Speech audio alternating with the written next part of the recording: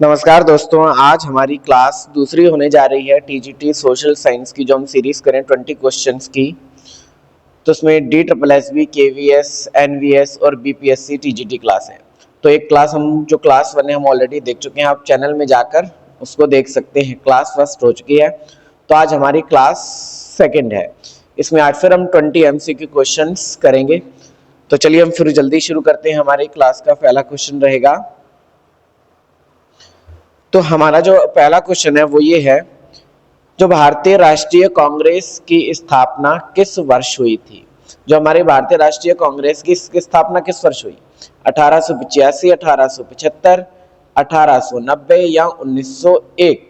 तो उसका आंसर रहेगा, हमारे भारतीय राष्ट्रीय कांग्रेस की स्थापना हुई वो 1885।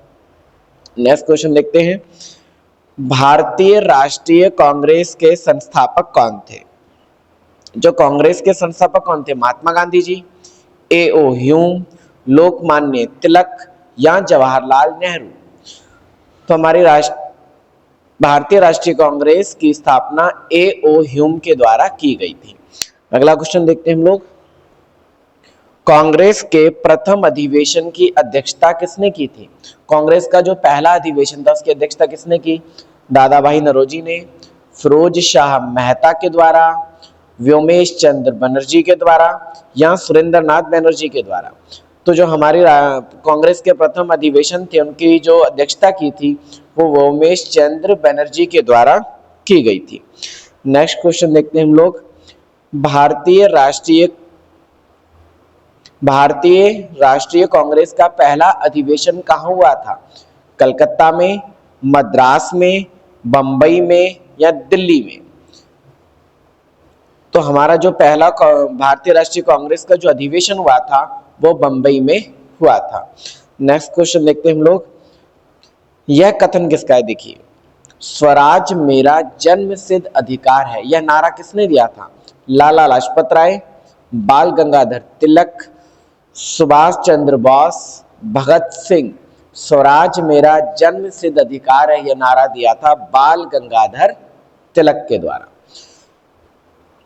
अगला क्वेश्चन देखते हैं हम लोग, बंगाल का विभाजन किस वायसराय के समय हुआ था?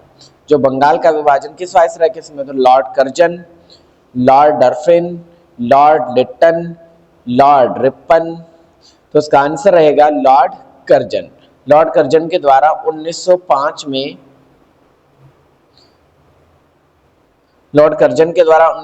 में बंगाल के विभाजन की घोषणा की गई थी। अगला क्वेश्चन हमारा है, भारत का वयोवृद्ध पुरुष ग्रैंड ओल्ड मैन किसे कहा जाता है? गोपाल कृष्ण गोखले को, दादा भाई नौरोजी जी को, मदन मोहन मालवीय जी को या महात्मा गांधी जी को? तो उसका आंसर रहेगा दादा भाई नौरोजी जी को भारत का वयोवृद्ध पुरुष कहा जाता है। और दादा भाई नौरोजी ने कांग्रेस के मंच से धन के निष्कासन और स्वराज की मांग की पुरजोर तरीके से उठाया था। अगला क्वेश्चन हम देखते हैं, ड्रेन ऑफ वेल्थ का सिद्धांत किसने प्रतिपादित किया था या दिया था? आरसी दत्त, दादा भाई नौरोजी, एम जी रानाडे, जी के गोखले? तो ड्रेन ऑफ वेल्थ का जो सिद्धांत है वो किसने दिया? दादा भाई नौरोजी। अगला हमारा जो क्वेश्चन है, कांग्रेस का नरम दल और गरम दल में विभाजन कब हुआ? जो कांग्रेस का विभाजन हुआ था नरम दल और गरम दल में कब हुआ? 1905 में, 1906 में, 1907 में या 1911 में? तो इसका आंसर है 1907। इसे सूरत विभाजन के नाम से भी जाना जाता है। इस विभाजन को सूरत विभाजन के नाम से भी जाना जाता है। और विचारधारा के टकराव के कारण कांग्रेस दो हिस्सों में टूट गई थी और यह 1907 में हुआ था। अगला क्वेश्चन हम देखते हैं, वर्नाकुलर प्रेस एक्ट।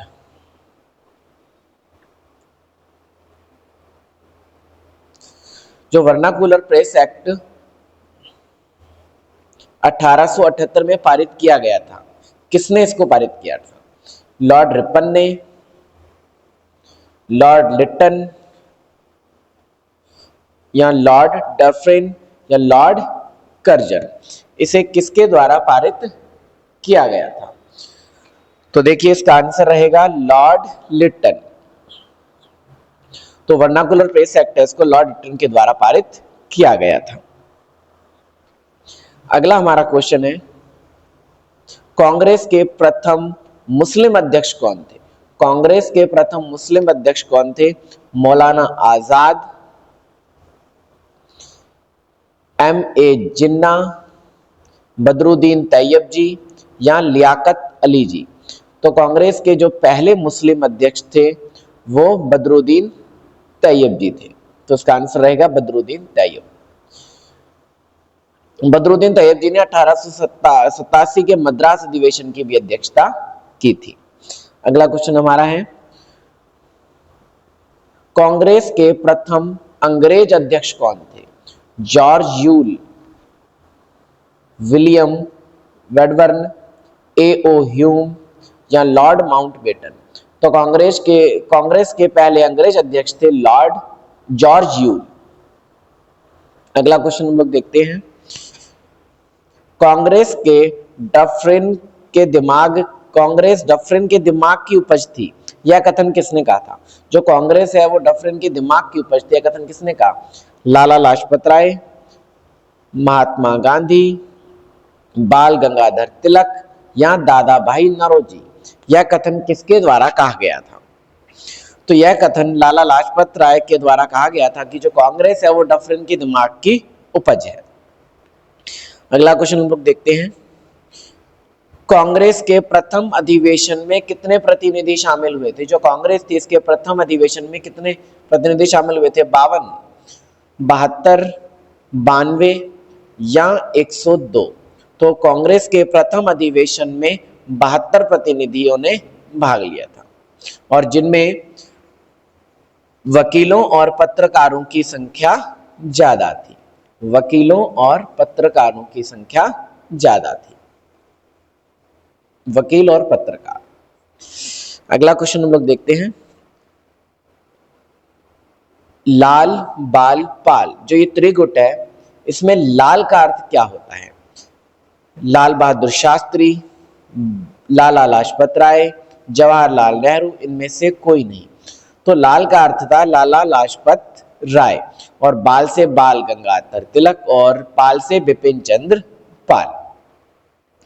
चलिए हम अगला क्वेश्चन देखते हैं, भारत सेवक समाज संस्था की स्थापना किसने की थी? भारत सेवक समाज की संस्था की स्थापना किसने की? गोपाल कृष्ण गोखले, ज्योतिबा फूले, आर्य समाज या ब्रह्म समाज?